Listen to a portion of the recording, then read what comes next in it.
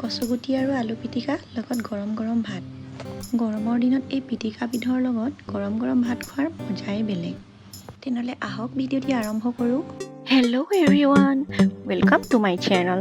This channel is all about delicious recipes and fun cooking tips. Whether you are a pro in the kitchen or just starting out, there is something for everyone. So let's begin this video journey together.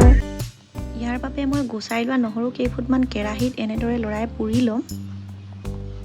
লগতে এয়া মই কচু এটা আৰু আলু দুটা boil কৰি লৈছোঁ, বইল কৰি বাকলি গুচাই লৈছোঁ। লগত এয়া মই পিঁয়াজ অলপ দি দিছোঁ। পিঁয়াজৰ লগতে মই প্ৰয়োজন অনুসৰি নিমখ অকণমান দি দিছোঁ। তাতে এতিয়া তেলত ভৰাই থৈ দিয়া ভোট জলকীয়াৰ তেল অলপমান দি দিম, অলপমান পুৰিবৰ বাবে। পুৰি লোৱা নহৰু কেইফিট খুন্দি লৈছোঁ, খুন্দা নহৰু দি দিছোঁ ইয়াত, আৰু লগতে এয়া মই মান ধনিয়াৰ পাত দি দিছোঁ, আৰু অলপমান মই মিঠাতেল ওপৰৰ পৰা দি লৈছোঁ। পিটিকাৰ মিঠাতেল দিলে আচলতে বেছি ভাল লাগে। আৰু মই ভালদৰে পিটিকি লৈছোঁ।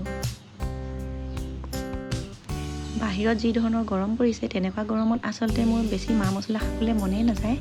এনেকুৱা পিটিকা আৰু গৰম গৰম ভাত গৰমৰ দিনততো এনেকৈয়ে খাই ভাল লাগে। আপোনালোকে বাৰু এনেকুৱা ধৰণে বনোৱা কচু আৰু আলুৰ পিটিকা খাই ভাল পায়নে? মোক কমেণ্টত জনাবলৈ নিশ্চয় নাপাহৰিব। আজিলৈ আহোঁ, ধন্যবাদ।